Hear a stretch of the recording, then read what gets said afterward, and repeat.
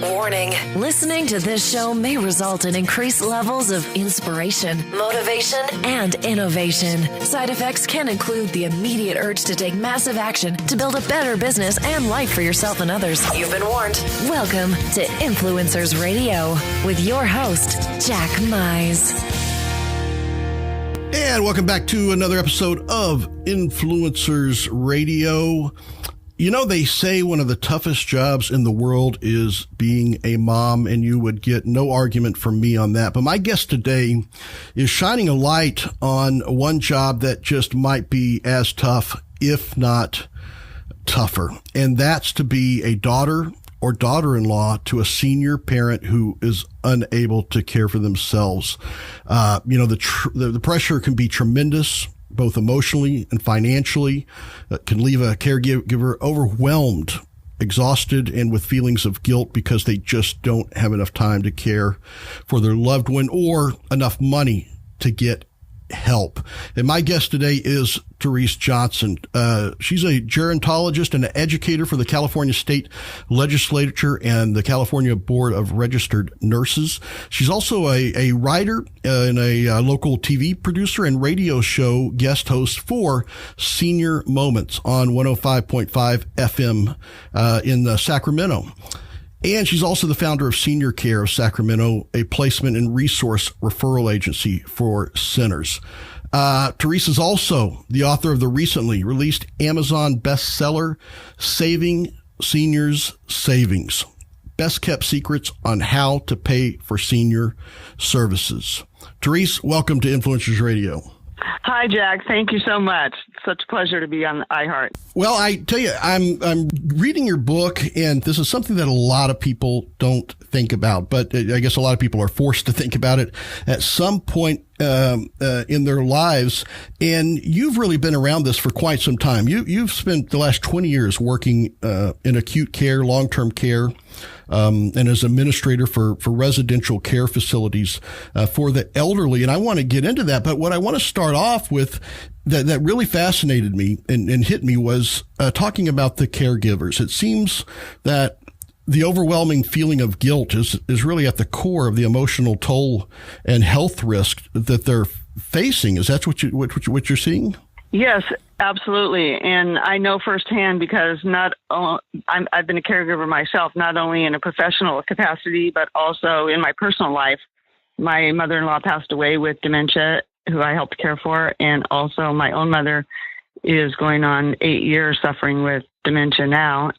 And in fact, they just recently put her on hospice. And so I'm a mother, a daughter, a daughter-in-law. So I'm one of those caregivers that's experiencing this. And I mean, 8 years is a long time. And the average time for taking care of someone with dementia is 7, although it can go up to 16 years.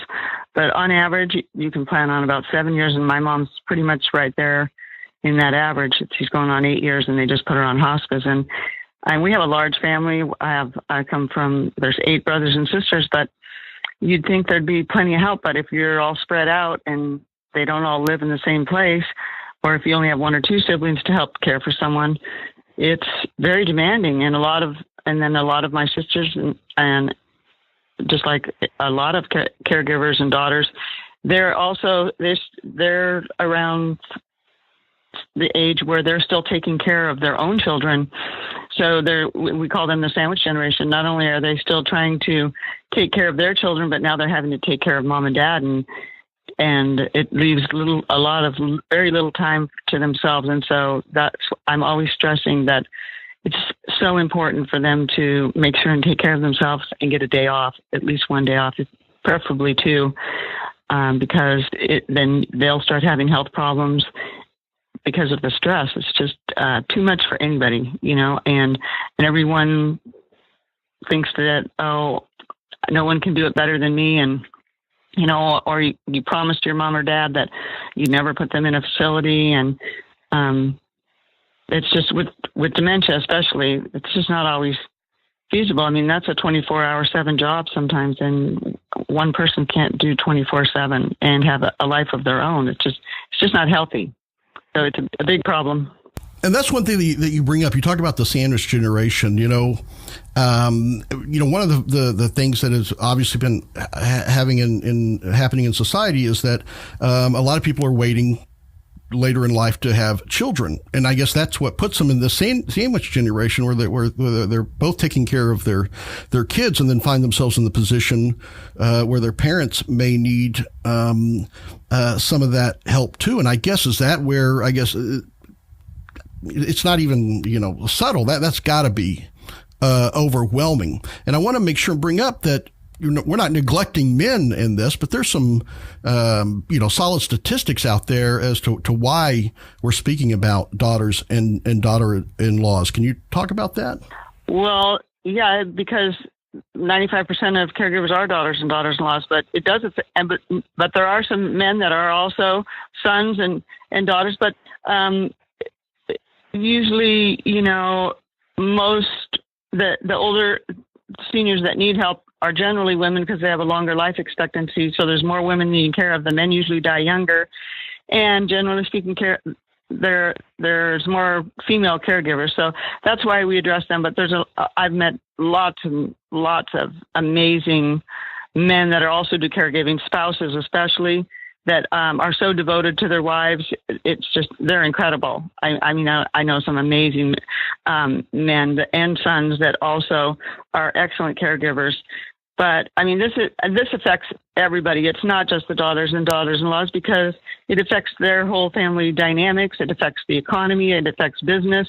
When daughters and daughters-in-laws have to leave the workforce or take leaves of absence because they're having to take their loved ones to the doctors or for doctor's appointments, or go take care of mom or dad because they fell or had to have a hip replacement and they're missing work, or if they end up having to cut back and can only work part-time instead of full-time, there's a huge percentage of people in that category.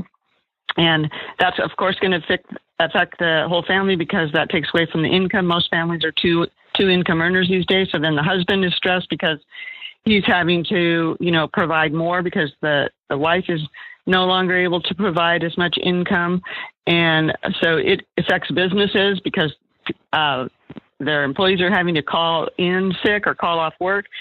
And we have maternity leave for young workers, but we don't have any maternity leave for seniors and or for workers to take off to take care of their elderly senior loved ones. So it's an issue that needs to be addressed. It is getting some attention now in our legislatures, but it's very slow going.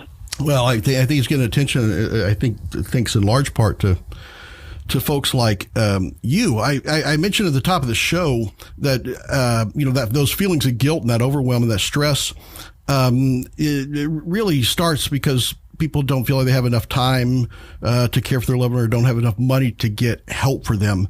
And that's what you have really opened up the eyes and the options for people, that does not have to be the case with your book, Saving Seniors Savings, Best Kept Secrets on How to Pay for Senior Services. So let's get into that. I think when most people think about caring for their senior loved ones, there's two avenues to go by. There's home care, and then there's care in a facility.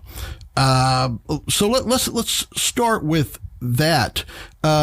What do you see as being, the decision criteria that people are making with that, and are both options open to people that they may not realize that they have open? The biggest problem I see is that people don't plan ahead. And by the time I get the call, it's a crisis situation. Mom's in the hospital, or the discharge planners are calling me from the hospital saying so-and-so fell if they have no family, and we need you to come in. They can't go home.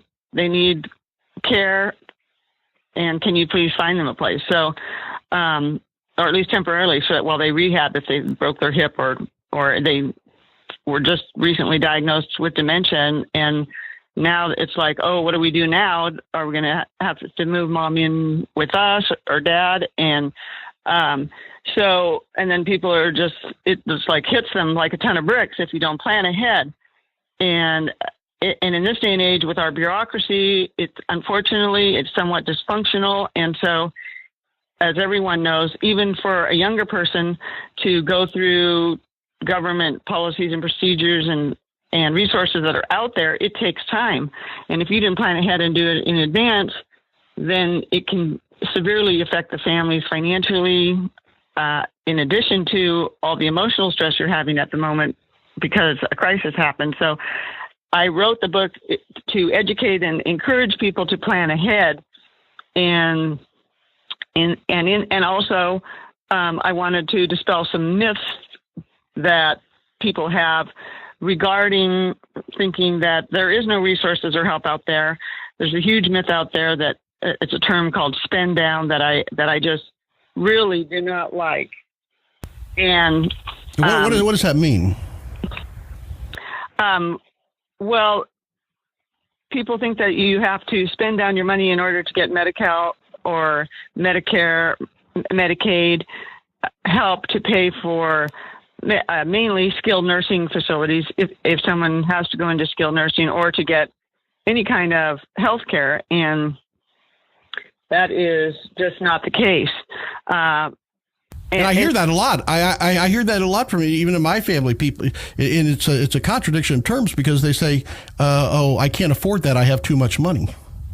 The program is meant to ease the financial burden associated with long-term care. And while some people, they erroneously believe that Medi-Cal to be a form of welfare, and it was actually funded by personal income tax. So while it's administered by the government agencies, money is available to Medi-Cal recipients largely comes from the taxes that you and I pay and when we're in the workforce. And so in California, taxpayers contribute to Medi-Cal with their state and federal income tax payments. And I've been working, and one of the most common challenges families deal with is figuring out how they will fund that long-term care expenses. So it doesn't matter if the person who needs the extended care is a young child, an elderly parent. The funding strategy may be a little different, but the outcome is the same. And the older generation is the one that's paid all this money into the Social Security. And so, and this is what they paid it for, to help pay for Medicare, Medicaid, and Medi-Cal. So, but it's so, and depending on your family situation, they may have already faced some confusion regarding this Medicare, Medicaid, or Medi-Cal. In California, we call it Medicare. Nationwide, it's called Medicaid. It's the exact same program. So that confuses people somewhat. And it's not always easy to understand what the program pays for or what the requirements are. I've helped many families who assume they would have to sell their homes just to pay for the care of their loved one. Some people who have very few assets try to obtain Medi-Cal benefits and they're denied. They might hear from a Medi-Cal caseworker that they have too many assets and they need to spend down. This is bad advice, and it can have serious consequences. And my goal is to help families avoid mistakes that might disqualify their loved ones from receiving benefits that they deserve or spend money needlessly. It's all about knowing the requirements for Medi-Cal and Medicare and repositioning and having your assets held in the way that they require you to do. And they give you the guidelines. They tell you how to do that. And it's confusing. And that's why we have specialists that do that. I don't even do that. When I had to get benefits for my mother to qualify her to get money to help pay for her, and she was a nurse for 45 years. She had a pension. She had a pretty good income, but the cost of healthcare today just requires that most people, middle-class people, are going to need this kind of help and income support. And that's why it was created. So, but I even paid a specialist that I work with. That's all she does is Medi-Cal and Medicare.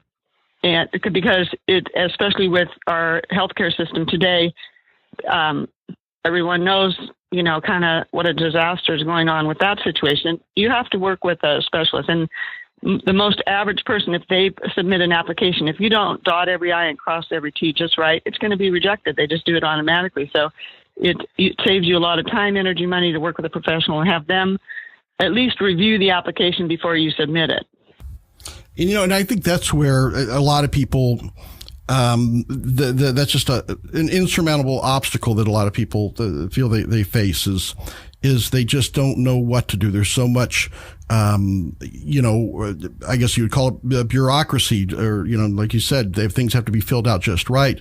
And when they're doing this at the same time that they're dealing with this emotional crisis of having to deal and be that caregiver, I can see where people panic and just don't take advantage of these. What would you say is the percentage, or do you feel that there's a lot of people out there that could be receiving help, that could be taking advantage of programs that just aren't, and they're suffering unnecessarily because of this?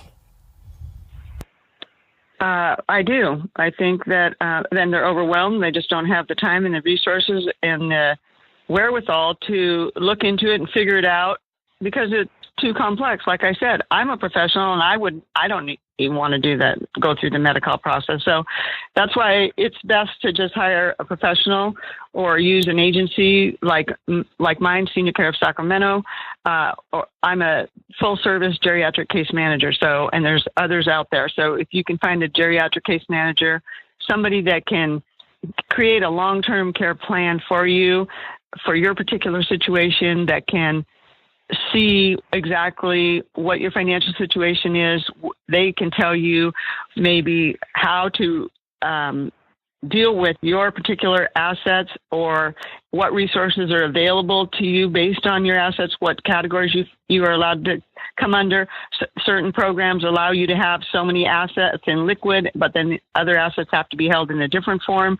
So it's just a matter of knowing those legal requirements and positioning yourself so that you can qualify for some of these other programs that are out there, like the veterans benefit for veterans. I mean, most veterans over 65 think they already got their benefits when they were younger and when they got out of service.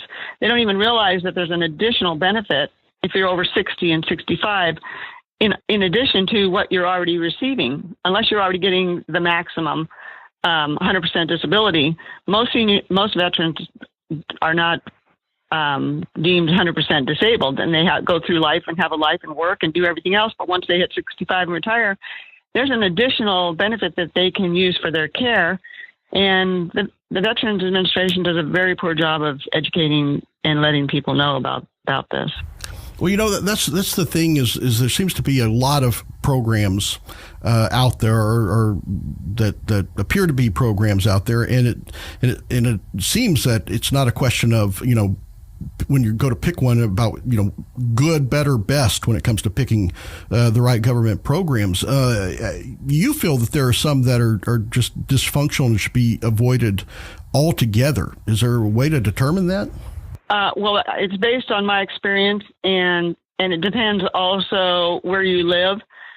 Certain areas, the programs work. Certain areas, they don't have them at all. Certain areas, they're just not funded properly, and they can't function. They don't have the staff. So, but I focus on the main ones that help people the most, and basically that's why we do an assessment. We do physical, financial, overall health assessment to determine, I can determine based on life expectancy, based on their diagnoses, if they have diabetes, dementia, Parkinson's, whatever the case may be, I can figure out a long-term care plan, and any geriatric case manager can do this for that particular individual, and then we can determine based on their assets, by doing a financial assessment, what programs they qualify for, because I know all the eligibility requirements for the different programs. So then I can set them up and point them in the right direction. These are the programs you qualify for. These are the ones you should go and do. When to do it, what order to apply for them in. They have to be done in a progressive order, some of them, especially for asset protection. And that's the main thing. But you need a professional to guide you through that process, because the average person, it just doesn't have the information, and it's not out there. Let's talk about the other end of the spectrum, because we've talked about people that, I don't know where I'm going to get the money to do this or how I'm going to do it. But there's another segment out there that people's parents, senior parents, have built a sizable asset, and you talk about asset protection. And it seems that there's also a risk, without doing this correctly, that there's a risk that could be wiped out very easily if it's not gone through the right programs or done the right way. How real is that risk, and how severe is that risk? First of all, the problem is that a lot of people have this myth thinking that they got to spend down. And the medical benefit has been funded through our tax dollars, your tax dollars. It's not welfare. And so you do not need to be in poverty to qualify for Medi-Cal. So I really want to dispel that myth. And so, because then they close their mind to the possibilities of qualifying for Medi-Cal. But as long as you follow all the regulations that allow for the spend down process, that's why it was created. And so the best way to protect assets is to speak with a professional that can teach you how to do that. I do think that there are people, because they think it's welfare, I'm not going to do that. I mean, you paid into it for this program. I mean, do you pay your taxes? Do you take your exceptions every year? It's very important, because if we're having the daughters and daughters-in-laws at 40 to 50 taking off work or going to part-time or leaving work altogether to keep mom at home and take care of her, that's 10 years that she's not paying into her own retirement. So it becomes a vicious cycle. What's going to happen now when mom passes and now she either is past she can't get back into the workforce, or if she does, she lost 10 years putting into her 401k. So now she's not going to have the money to pay for her long-term care. It's a vicious cycle. And that's what this entitlement program was designed to do, to avoid that. Yeah. And well, I think there's also a mentality by some people out there that maybe oversimplify this process. And, you hear stories about, it gets to that point, you just sign over your Social Security benefits and Medicaid, Medicare take care of the rest. It's clearly not that simple. No. Well, if you're low income and you have no assets to protect, let's face it, the more money you have, the more choices you have. The less money you have, the less choices you have, and the choices may end up being made for you. So if you are low income and you don't have any assets to protect, and your only income is Social Security, basically the choices will generally end up being made for you, and your care, depending on your level of care, you may end up in skilled nursing, and then they do take all of your your Social Security benefits, other than, I think right now they leave you $35 or something like that. So that's the case for if your only income is Social Security. And like you said, the more money you have, the more options you have. But I think obviously the more risk that you have.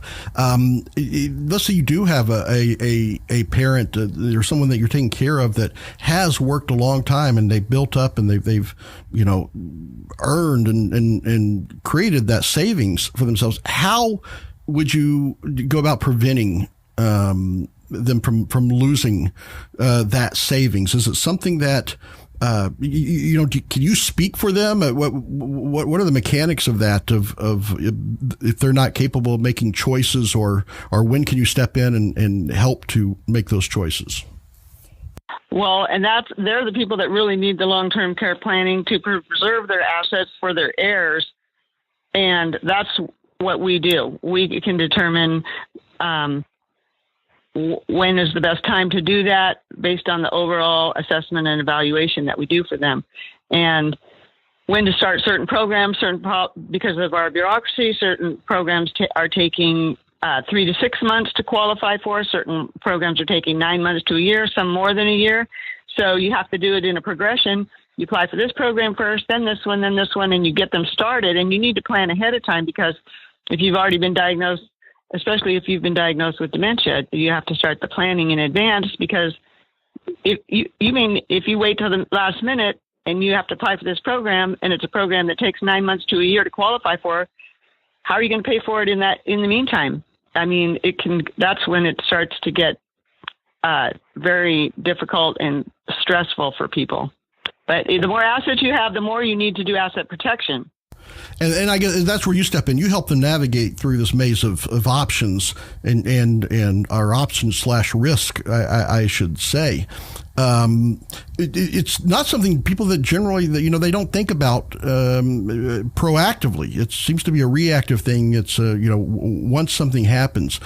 What do you suggest for people that, one, they may be in the situation of being a caregiver, but also I think that you're really putting a spotlight on this and making people think ahead that, what can I do to avoid putting my potential future caregivers through this experience?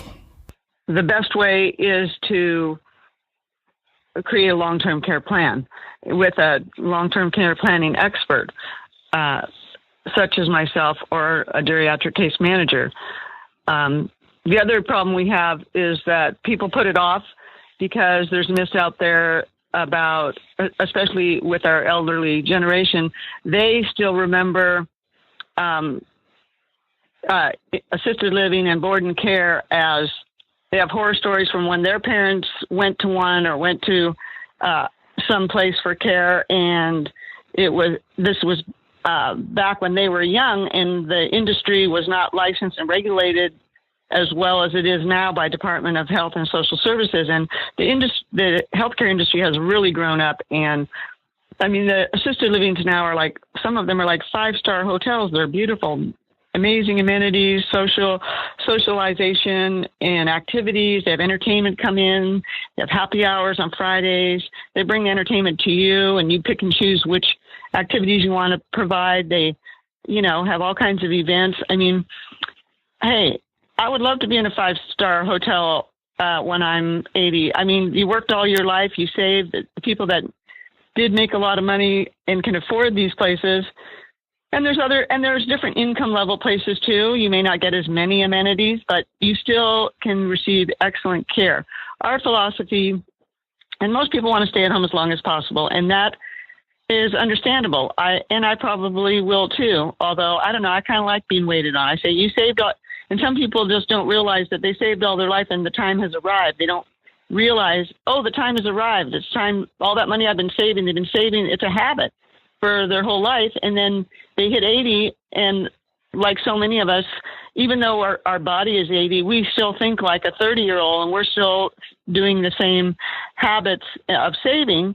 But now, okay, I've saved all this money, but you were saving it for now. When you were 80 or 85, I come across this a lot, and it's so cute. I go, well, they go, well, I save this every month, and I go, okay, and what are you saving that for? And they go, for when I get old. And I go, and how old are you? And they go, I'm 87. And I go, do you think you've arrived yet? Is it time to maybe you could spend a little bit on it?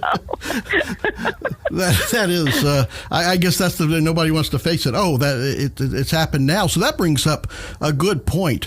What is an ideal, I don't know if it's an ideal age or if it's more of an ideal situation. If someone is, say, 50 and they have, kids that are, 18, 20, 21, that's a pretty good span that you can think that, your kids may be in the middle of their, the meat of their life when you get to that point. What's the ideal time or situation for someone to come to someone like you to say, hey, what should I be doing?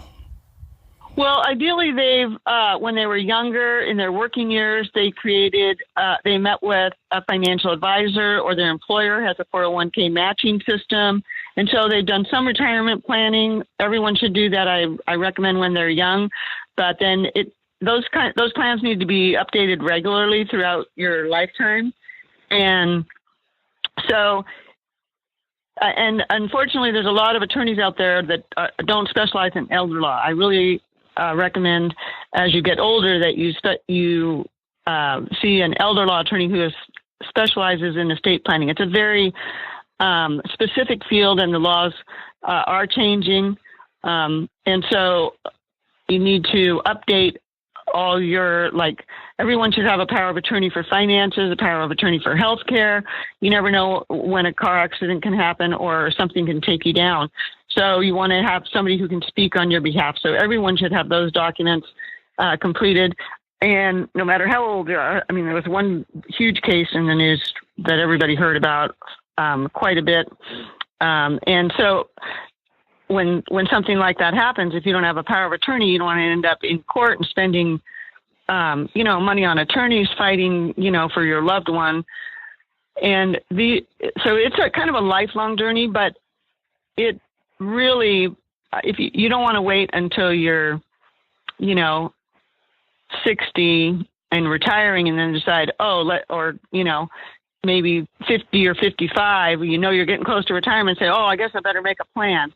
So, but most people do, and it's not too late. And actually, in a way, for the type of plan I'm talking about, that's a good age, anywhere between 40 and 55. You should be planning. You've lived a lot of your life. Almost, if you're 50 years, you've lived, the average life expectancy for our generation right now, the older generation, is 83 to 84 for women and for men, and 93 to 94 for men. So if you're 40 or 50, you're pretty well, you're on your way. The majority of, you still have another, maybe almost half of your life left if you're in good health. But by then you'll know how rough of a life you've lived, what your health diagnosis, at about 50, your health diagnoses start popping up. And at 60, most people are starting to see, I have a chronic illness. And at that point we know what to expect down the road based on how you've lived your life and your health diagnoses, the medications you're on. We can get a pretty good idea what level of care you're going to need down the road in 10, 20, 30 years, or maybe sooner. So yeah, at 40, between 40 and 55, depending on how healthy you are, and if you've done planning ahead, if you've, when you were younger, and if you didn't, all the more urgency to do it. Well, I have to say, your book is not just full of information, but your passion about improving the lives and the quality of life of not just the seniors being cared for, but also the quality of lives for the caregivers themselves. And that's something that I think is unique, and you obviously see a lot of times, you see advocacy for the elderly, but you spread that advocacy to not just the elderly, but also their caregivers. So I definitely commend you for that, and it's certainly one of the reasons that I feel that you are an influencer. I know you talked a little bit about this earlier, but what was it that made you decide that, to write this book, that led you to say, I'm going to put this out there and get it out to the masses? Because you've been helping people with this, one-on-one for so long. What made you decide that I need to put this down in pages and reach further?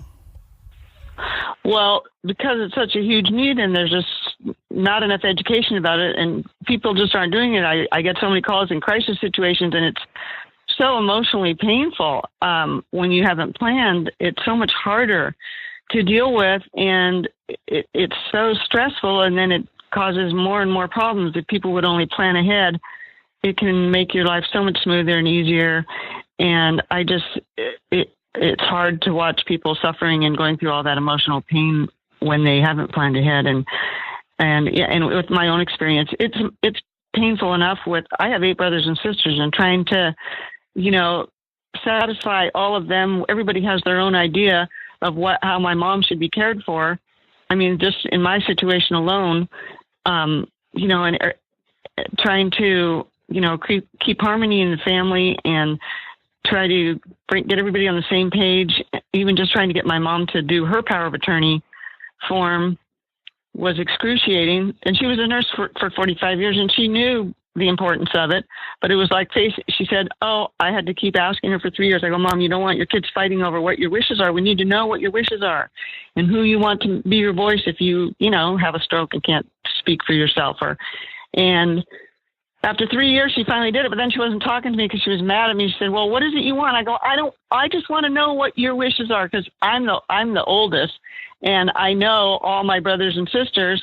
Everybody, that's too many people to have to deal with. And I had already been through it when my dad passed away, and I didn't want to have to go through it again with my mom. And I was like, please let us know, what your wishes are.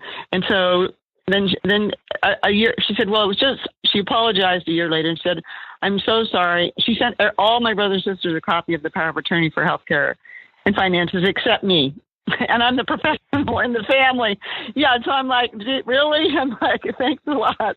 And but then a year later, she apologized. She said, "I'm so sorry." She said, "I just it was like facing my mortality, and it was emotional and difficult for her just to do it. And I think that's probably why people put it off. But they've simplified the process. It's pretty simple. The hard part is when someone doesn't have family or have kids.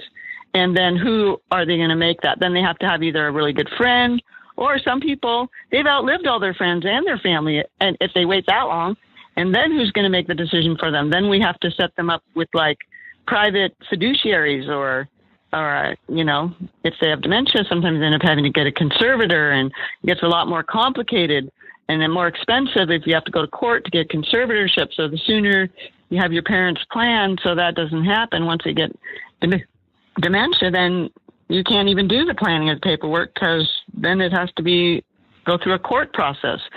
And that, who wants to go through that? You know what I mean? Yeah, well, especially during that time.